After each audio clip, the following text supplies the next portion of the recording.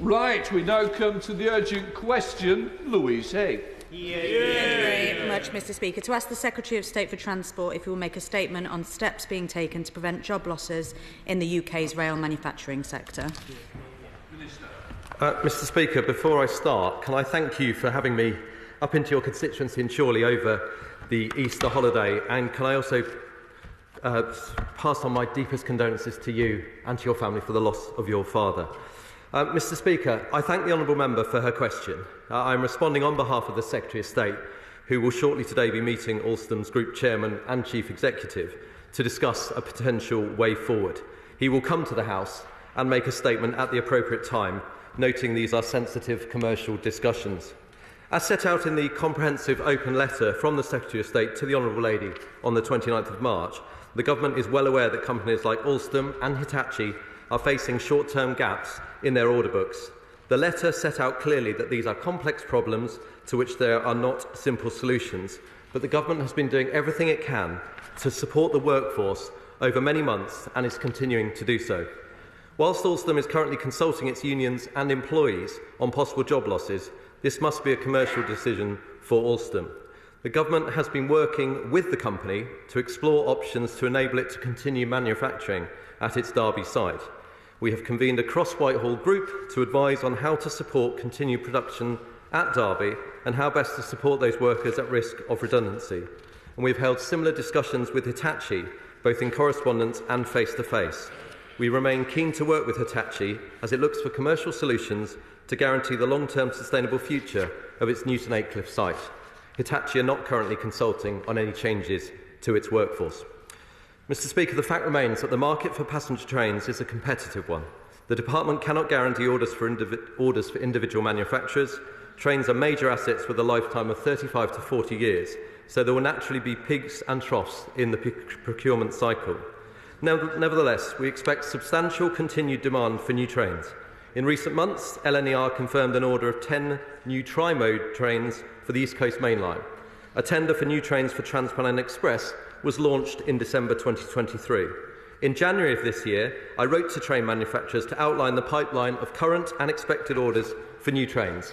These include details of current competitions for Northern, South Eastern, Chiltern, Transpennine Express and an expected procurement by Great Western Railway. These contracts are worth an estimated £3.6 billion, with over 2,000 vehicles to be procured over the coming years. In the meantime, we will continue to work with UK manufacturers, including Alstom and Hitachi, to ensure there is a strong and sustainable future for the rail industry. Secretary of State Louise Haigh. Thank you very much, Mr Speaker, and may I add my personal condolences to you for the loss of your great father. He was a fine man and a great champion for Warrington and for workers' rights. Mr Speaker, Britain's rail manufacturing is in crisis. Two of our largest train manufacturers have warned that their very presence in this country is at risk. Alstom in Derby is staring down the barrel of 1,300 job losses. Hitachi in Newton Aycliffe, another 700. In their supply chains, that's more than 16,000 jobs. Alstom has been making trains in Derby for 147 years, but both they and Hitachi are clear that their uncertain future is thanks to this government's inaction. Alstom's managing director has said that continued delay in providing certainty and clarity from the Transport Secretary is to blame. Because the fact is, the Secretary of State has known about this problem for months. I first raised with him Hitachi's concerns in this House over a year ago. Both manufacturers have offered that the situation could be rectified by amending their order schedules for a small number of existing trains, privately financed, and we understand that the Transport Secretary has been privately promising them action on this for months. Whilst crucial deadlines have been missed, avoidable job losses have already been made and local businesses have already been forced to close. People's livelihoods the Minister dismisses as peaks and troughs. In his letter to me of the 29th of March, the Transport Secretary, as usual, ducked all responsibility. He claimed he has no influence over procurement contracts, yet his department has varied contracts in the past. He claims this has nothing to do with his mismanagement of HS2, but both struggling manufacturers claim otherwise. He claims he's providing certainty for the industry, yet is refusing to bring forward his long-delayed rail reforms or set out a rolling stock strategy for the industry. Mr Speaker, Britain was the country that created the railways, but that legacy is being trashed by a Conservative government content to oversee its managed decline. So will the Minister and the Secretary of State finally take responsibility, put aside their ideological approach to opposition to supporting British business, and finally step up for the people of Derby, for Newton Aycliffe and for Britain's railways? Thank you, Mr Speaker. Well, the Honourable Lady says, will the Secretary of State take responsibility and work on this matter? He's doing that right now. He's about to start a meeting with the Chief Executive Chairman. And it's not the first meeting, Mr Speaker. He has held 8 meetings with Alstom and also 8 with Hitachi to look to provide solutions. Our officials in the Department for Transport have worked incredibly hard, as has everybody in the whole Derby family, in terms of the train operator, the unions who I've met and the workforce. We are all rowing together to try and find a solution. I have to say, Mr Speaker, it doesn't help when we see this cause being used almost like a political football. As an example for that, I did not say that individuals are to be dealt with in terms of peaks and troughs. I said that the procurement cycle leads to that. My words were clear on Hansard, and I resent having them misinterpreted, because again it impacts people and their feelings, and I find it quite irresponsible when the opposition do just this. Another example of getting the facts completely wrong is the continued mention of HS2. To be clear, the order for HS2 was for 54 trains. That order remains at 54 trains because they were always for Phase 1, which is going ahead. The schedule remains the same, the number of trains remains the same. So let's deal with the facts rather than the fiction and the scaremongering that I hear so often. And again, when it comes to facts, just relay this. 3 of the 4 train manufacturers that we proudly have in this country came here since 2010 under this Conservative government building their plant. No doubt they decided to do so because we have commissioned 8,000 new rolling stock vehicles since 2012. The average age of rolling stock was 21 years back in 2016. It's now under 17 years because we are investing in rolling stock and there will be more orders, but it's a complex legal solution that requires sensible minds, and I'm very proud the Secretary of State is leading to that endeavour. Chair of the Select Committee, Iain Stewart. Thank you, Mr Speaker. I'm very pleased that the Secretary of State and the Minister are taking charge of negotiations with Alstom, Hitachi and others. And I appreciate that as these commercially sensitive discussions are ongoing, he is constrained in what he can say. But they need to be resolved soon. But the wider issue is the peaks and troughs, not just in rolling stock procurement, but in railway industry investment more generally. So can I ask the Minister to state how he believes GBR and wider rail reform will help smooth out these peaks and troughs in the longer term? Thank you, Mr Speaker. Can I thank the Chair of the Select Committee? The committee as a whole have looked at this issue and have really probed in terms of solutions. And they are also, to the GBR point, providing the body of pre-legislative scrutiny for rail reform, and I thank him and his committee for the work they're doing to that endeavour. He's absolutely right that a more holistic approach with the railway, where we have track and train integrated, will help make further decisions into the future and give more certainty in terms of the orders. But I have set out the orders that have been taken over the preceding years. I do believe there is a healthy order book, and we will be looking to get those tenders out this year and next for the train operators that I've mentioned. SNP spokesperson Gavin Newlands. Thank you, Mr Speaker. Can I pass on my condolences to you and your family for the loss of your father? Clearly, the news coming out of Derby about the precarious nature of Alstom is grim news, not just for the workers and the wider economy of Derby, but for everyone involved in the supply chain across the country, including 24,000 jobs in rail supply in Scotland. But the fact that this was predicted, Minister, we've all known about this for months. And these are skilled, well-paying jobs of the type we're continually told the UK is in the market for.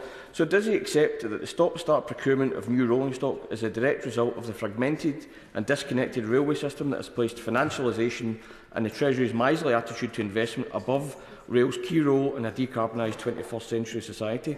Why have Roscoe's ruling the roost rather than straightforward procurement? And how is it possible, Mr Speaker, that the island that invented the modern railway, in fact the 200th anniversary of the Stockton and Darlington railways next year, could have next to zero train production capacity within a matter of months? We need a proper rail strategy and integration. So can the Minister tell us when that rail reform will be put before this House? Thanks, Mr Speaker. Again, just sort of look at the facts. So since 2012, 8,000 new rolling stock vehicles have been manufactured. That's out of a total of 15,600. So it is a relatively young fleet, and taking into account that fleet tends to last 35, 40 years, and it now has an average of 17 years, I hope he will see that there has been a substantial investment from the government, from the UK taxpayer and private train operators into rolling stock. He asked me when the legislation will be brought forward for rail reform, and I'm very keen that it is. It's on its journey right now. So the Transport Select Committee, of which he is a leading member, are providing the pre-legislative scrutiny. I very much hope they will finish their work in time for the summer recess. There will be 2 months for us to respond, and I very much hope there will be cross-party support from both houses for what I believe is sensible legislation that will allow us to deliver rail reform. Polly Latham. Thank you, Mr Speaker. Whilst Labour are playing party politics on this issue, it's a really important issue for Derby and Derbyshire and the supply chain. It's the workers that work for Alstom. It's the supply chain that feeds into Alstom. Could the Minister confirm that Conservative members of Parliament have been working with the Secretary of State over the whole period, and that he has been working with Alstom for many, many months to get this right? Minister.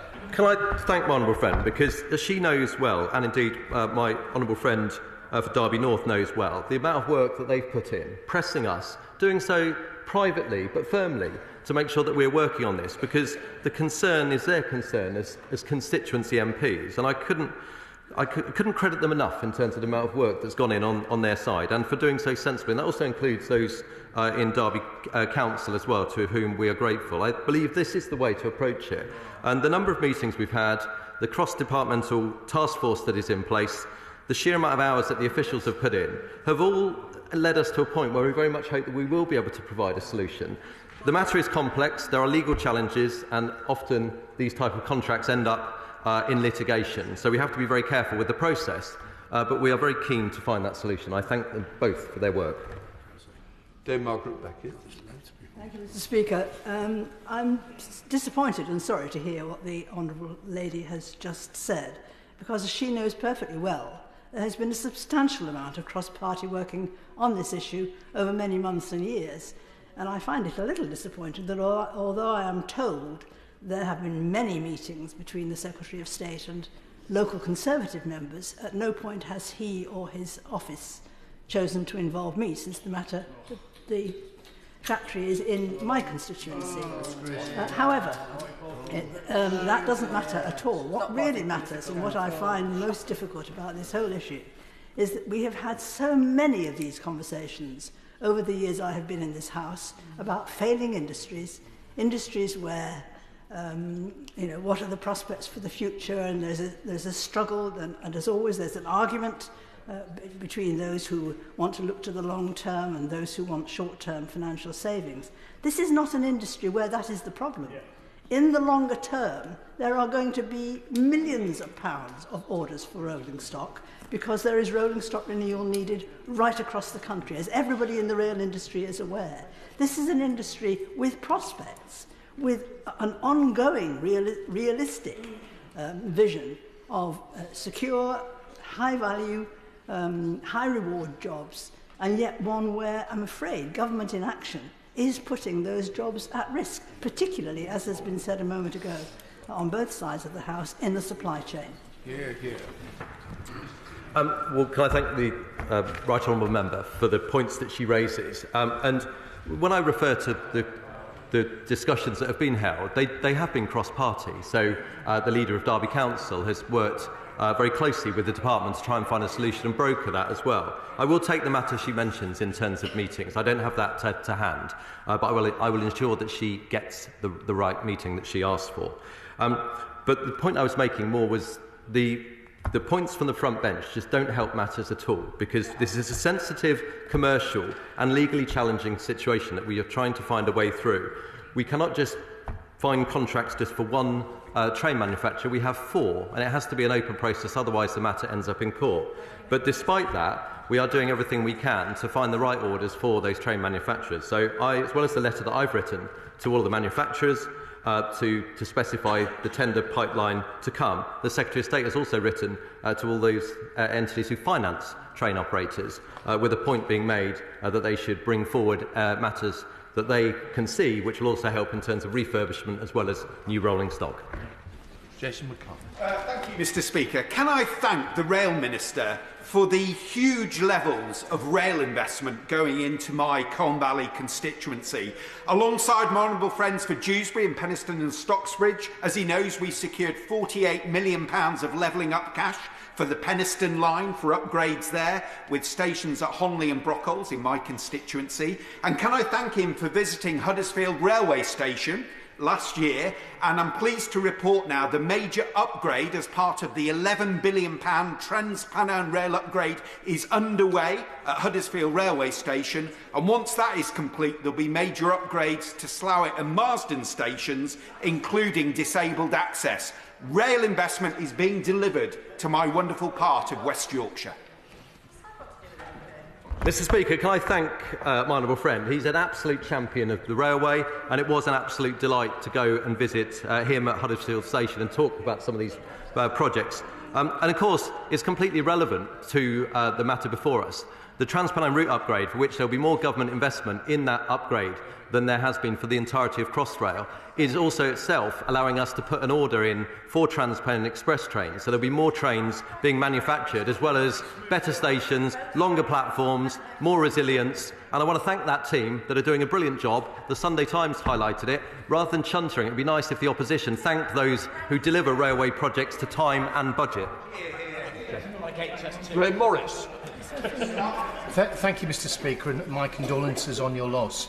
Can I thank you, Mr. Speaker, on behalf of the workforce for granting this UQ, because the situation is becoming critical. My union, Unite the Union, tell me that there are over 900 people employed on temporary contracts at Hitachi in Newton Aycliffe and at Alstom in Derby, whose jobs are already at risk, and this is before any formal redundancies occur, and Unite believe this could happen as soon as June. I'm well aware the Minister knows the industry needs a steady stream of orders to sustain train manufacturing here in the UK and preserve these vital jobs in areas like County Durham, where we don't have an abundance of skilled employment. So I say in all honesty, can I earnestly ask the Minister to use his good offices to persuade the Secretary of State to intervene urgently and ensure a bright future for this vital UK train manufacturing industry. Mr. Speaker, I certainly take that point from my good friend. The honourable member works tirelessly for the rail workforce, and I know that he means everything he says with passion and conviction. What I would say is that when I talk about the situation being a complex one from a legal perspective, I've just taken back to the contract award for HS2, which went to Alstom and Hitachi. That was challenged in court by Siemens. The department succeeded on every single point, but it just shows how careful we have to be from a legal perspective at the tendering process, because it will end up in litigation. And the worst thing to do would be to hand out contracts in a manner which wouldn't be legally fair, find that they are then unpicked, and then that brings fresh uncertainty. Instead, we're looking at the entire order book to see where we can bring matters forward, which would be matters that Alstom may be working on already, where that pipeline is the fair and right thing to do. Then we're looking to see if we can bring those contract orders forward. Maggie through. Mr. Speaker, the situation at Alstom is of great concern to a number of my constituents who work there. However, I probably have even more constituents who work in the supply chain. So will my honourable friend reassure me and my constituents that whatever the outcome is of today's discussions, that the supply chain will not be forgotten? Minister. Mr. Speaker, my honourable friend, the member for Eros, is absolutely right, because this isn't just the jobs at the manufacturing plants in Derby that we're talking about, it's all the jobs through the supply chain. I work really closely with the supply chain and indeed their trade representatives, the REA and Rail Future, and I'm keen to continue to do so. So very much our work and our endeavour trying to find a solution is not just a solution for the workforce in Derby working directly for Alstom. It's also for those who are temporarily employed at Alstom and the entire supply chain as well. And that's why the Secretary of State is meeting Alstom right now, so that we can try and find a solution for them all. We're a Hobbs. Thank you, Mr. Speaker. The government's inaction to sign off new orders for trains is now also threatening hundreds of jobs in County Durham and wiping millions of pounds off the value of rail manufacturing companies. Inadequate supply to our rail infrastructure will have a big impact on decarbonising the UK transport system. Is the Minister aware of that? And what is the government doing long-term to invest in our rail infrastructure? Well, Mr. Speaker, the government, thanks to the UK taxpayers, invested over £100 billion in the railways, and a lot of that has gone through to rolling stock. As I've mentioned, the rolling stock is now under 17 years as an average life cycle. Rolling stock does go to 35, 40 years. In terms of the future, I'll give her a sort of good example of where the future is bright, and it's with innovation and technology. So Great Western have just completed a battery trial for a train that's covered 86 miles with stops as well, just with one single charge. So my hope is that as well as new orders for trains, we'll also find new solutions for that manufacturing rolling stock, which is greener than it is right now. Peter Gibson. My condolences to you. Many of my constituents in Darlington are involved in rail manufacturing, both at Hitachi and in the wider supply chain, and are genuinely concerned about the situation. So can my right honourable friend reassure me and my constituents that this situation is getting the full attention of the Secretary of State? And can he outline to the House why the issue isn't as simple as the stroke of a pen as alleged by the party opposite?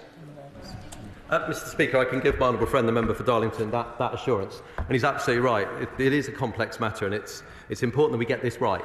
But we are working with Alstom, with the Council and with all other parties. Actually, I should just correct my own record, Mr. Speaker. My understanding, and I'm very happy to take this up with the right honourable member, the member for Derby South, that I believe she met with the Secretary of State for an hour on the 25th of March, where she said she had. So that is correct. Good. I'm glad I've got that now on the record. But my honourable friend is absolutely right. It's complex, it's challenging, but I can tell you, Mr. Speaker, and the House, that the Secretary of State is working full pelt on this matter with Alstom, and I'm hopeful a solution will be found which will demonstrate all of that hard work. Lillian Greenwood. Thank you, Mr. Speaker. Derby's Litchurch Lane is unique, the only site in the UK that designs, develops, builds and tests trains. And as already been acknowledged, the Alstom factory is a very significant employer, but also supports thousands of supply chain jobs, particularly good jobs, particularly in Nottinghamshire and Derbyshire. This government, frankly, will never be forgiven if it's allowed to close due to an entirely avoidable gap in orders. Now, the Minister says it's complex, but my question is simple. When does the Department for Transport intend to issue the invitations to tender for the promised new train fleets for Chiltern, Northern and South Eastern? The answer to that, Mr. Speaker, is over the course of this year and next year for all of those train manufacturers that she mentions. And I well remember the visit both she and I had when there was a Transport Select Committee visit to the site. It is a fantastic site, as she rightly says, which is why we are working to find a solution. And I'm certainly encouraged by the conversations that have taken place. We know that everyone wants to find that solution. The government certainly does. But she will know through all her work on the Transport Select Committee that legal challenges have to be dealt with in the correct manner. It is very sensitive. It's market sensitive as well. And so therefore finding a way through that provides that certainty and doesn't get unpicked is absolutely right for us to do. And that's what we are doing right now. Nigel Mills. The threat to the Alstom factory in Derby is of great concern to the employees in Amber Valley and those employed by the supply chain. And their mood's not helped by the fact this doesn't appear to be a problem of the quality of the trains or even the price of the train, but it appears to be a problem of compliance with the procurement rules we ourselves put in place only a year or so ago. So could I just urge the Minister, if it comes down to a choice of having every I dotted and every T crossed, or having that factory saved for the long term, can I urge that we take the risk on the contract and sort that out later and save the factory, rather than prioritise the contract and risk losing the factory?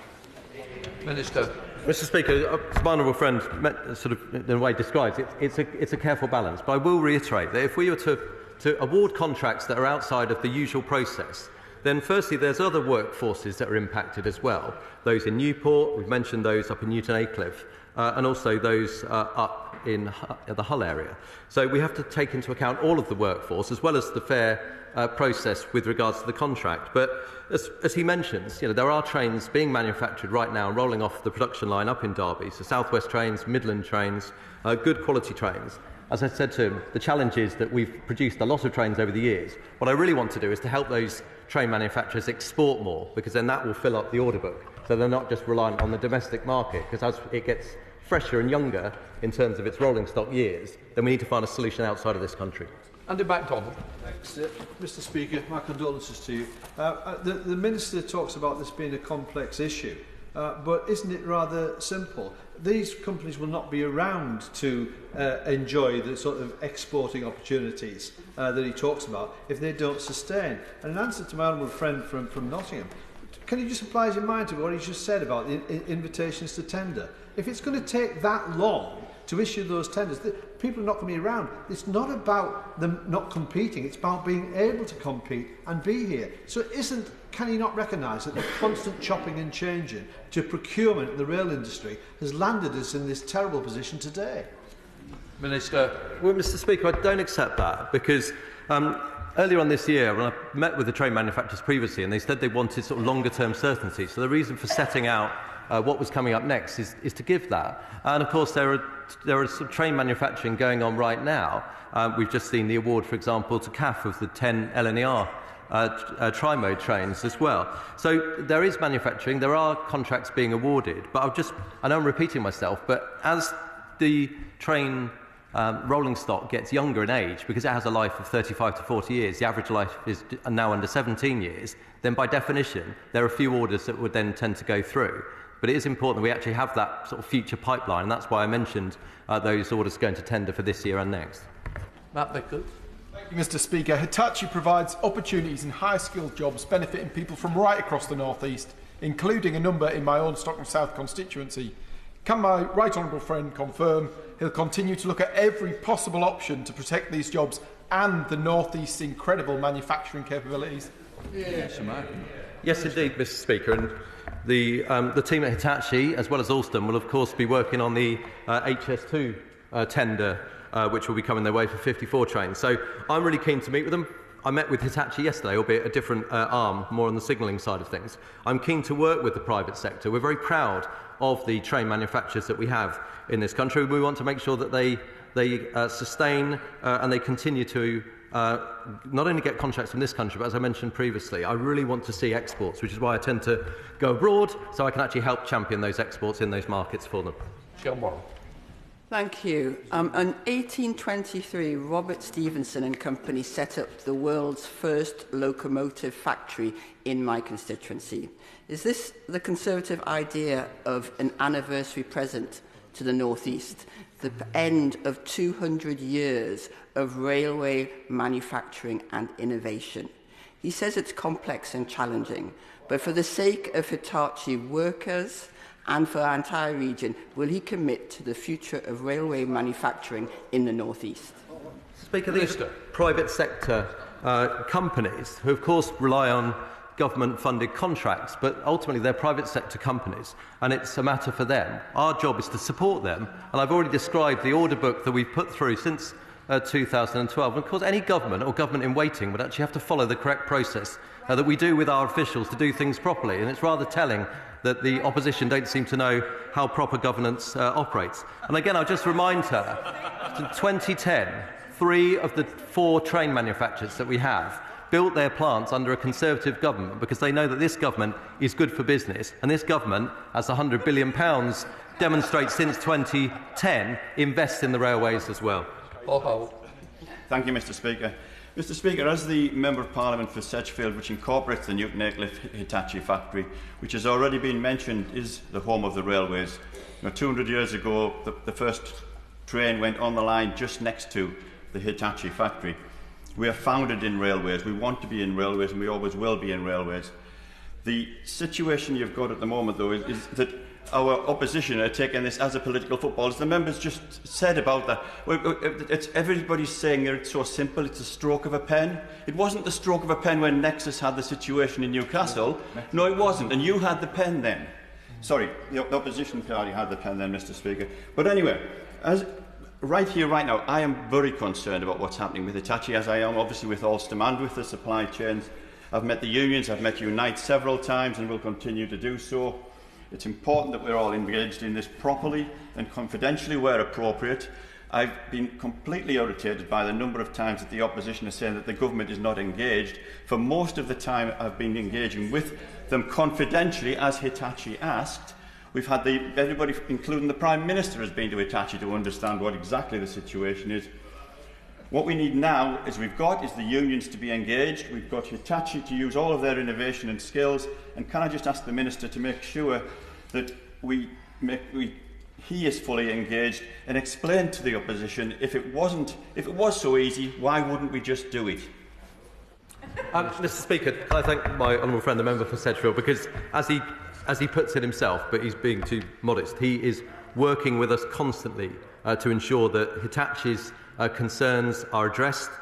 We've met with Hitachi a number of times, and we have great faith in the leadership there and work very closely with them. They, of course, are not consulting on any changes to workforce at the moment. As I've mentioned, they are sharing the order for the 54 HS2 trains. And he's absolutely right. The way that we will fix these issues is to give certainty through in terms of the tenders that are coming forward, to continue to invest, to try and get more exports to these train operations, and to work together collegiately and not in terms of scare stories. So that's something I'm determined to do, and I thank him for the work he does to that end.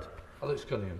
Thank you very much, Mr. Speaker. You know, this is political because this government have got form in failing industry in the North East. They abandoned primary steel making on Teesside. They failed to back local investors in the Sirius mine. They allowed the world-renowned Cleveland Bridge and Engineering to collapse despite promises to save it. And now they're at it again. And this time it will affect countless people from my own constituency home to the first passenger railway. Hitachi, in a statement just an hour ago, said they wanted to continue to explore solutions so the skills and investment they have in the region are retained. There is no doubt, Mr. Speaker, these are at considerable risk today. Is the Minister really prepared to fail Hitachi and provide yet another example of how the Tories have abandoned the North East? Speaker, I find that argument gets slightly punctured by the fact that Hitachi built their plant after the Conservative government came into power, because they understand that we support business, attract business, and want them to succeed not only with domestic orders but also their export orders. And to say we're abandoning, when I've just described the fact that we have 8,000 new rolling stock vehicles produced since 2012, and the average age has gone down from 21 years to 16.8 years, rather demonstrates that he doesn't know what he's talking about. Thanks, Thank you, Mr. Speaker. My honourable friend is absolutely right that this is a complex scenario, but there really is no need for us to be in one of the troughs in the supply chain at the moment. We've got Chiltern Railways, which has massive overcrowding because it's got the oldest fleet in the stock, and they are desperate for more trains on that network. And we have East West Rail about to launch with borrowed diesel trains rather than new hybrids or hydrogen trains which are fit for the modern age. So can I ask my honourable friend, as he looks to what can be brought forward, to prioritise Chiltern and to prioritise getting trains onto East West Rail that people want to see? Mr. Speaker, I know that my honourable friend, another excellent member of the Transport Select Committee, has written to the Secretary of State, and we are lining up a meeting so we can discuss Chiltern's rolling stock. He knows that I'm very keen that there's a solution found with regards to some rolling stock that is available, and that's what I'm looking to take forward. He asked about the situation with East West Rail. The consultation will go forward this summer, and I referenced the testing of a battery-powered train that went for 86 miles. I believe that the route from Oxford to Cambridge is 84 miles, so that would suggest that could be the answer to the point that he rightly makes. British Chairman. Mr. Speaker, I've been the chair of the all-party group on manufacturing for some time. I actually worked in manufacturing at one stage, and I represent a fine Huddersfield, despite other claims in this House. I am the Member of Parliament of Huddersfield, a fine manufacturing town. But can I say to him, this is about job losses. And is he aware that under this government, Since 2010, the manufacturing sector in our country has been shrinking and shrinking and shrinking. It's now only less than 10% of people in this country make anything. That is a dire situation. And not only is it rail, it's defence. I represent a town that makes the engines for tanks and for guns and ships and all that sort of stuff, but they don't get the orders in time. The fact of the matter is all our wonderful manufacturing towns and cities are in peril under this government, and what's he going to do about it?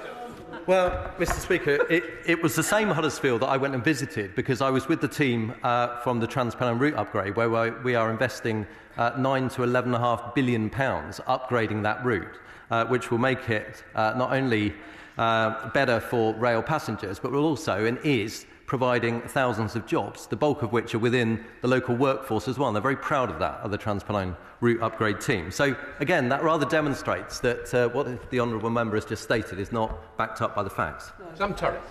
Thank you, Mr. Speaker. Mr. Speaker, during the pandemic, it was quite clear the government rightly stepped in to support train operating companies through huge subsidy. That essentially meant subsidising the profits of those companies. The Minister also knows that Roscoe's, rolling stock companies, have been, since the time of British Rail, been privatised, a highly profitable and lucrative business. Actually, in my view, has had very little value for the taxpayer whatsoever. So I wonder, Mr. Speaker, whether the Minister can consider two things. One, actually, in this situation for Hitachi and for Alstom, to seriously consider direct government intervention to stop these companies going to the wall before they can actually get the next orders in, and to urgently convene a meeting of local businesses in both those areas with all of the rail unions, from Unite to TSA to ASF to RMT, bring them together to actually discuss how we jointly work together to make sure that our brilliant and long sort of held highly skilled workforce are not just thrown on the scrap heap for decades to come.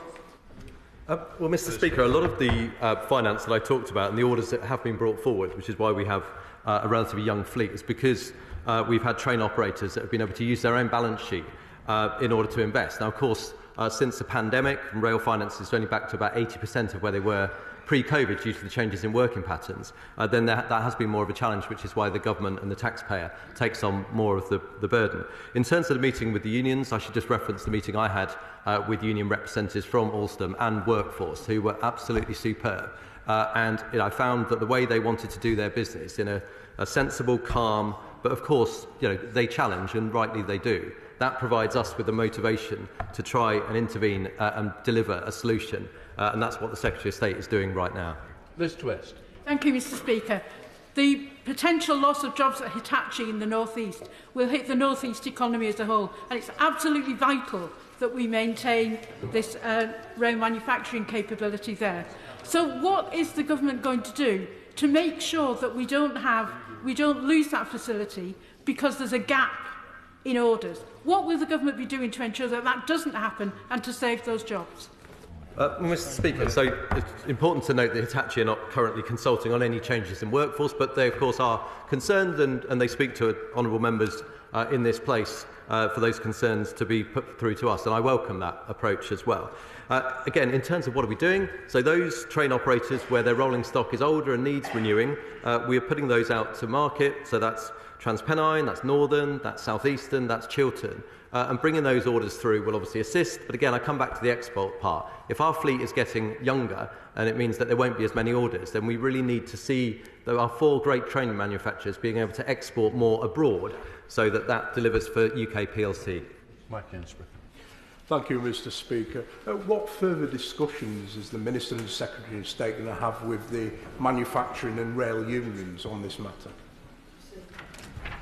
Well, Mr. Speaker, I've already stated that I've met with the Alstom unions myself. I'm always very happy to meet with the unions, as indeed they need to do so. But at the moment, our work is with both Derby Council and, more importantly, with Alstom, who will ultimately make the decision. They're a private operator in terms of their business, and it will be the decision for them. But what we want to do is to show them what we can do to assist in terms of orders and other assistance, and that's why we've been working across government to provide that reassurance so that we sort of work towards them not only keeping their plant but also investing further in it and bringing more of their enterprise to the UK.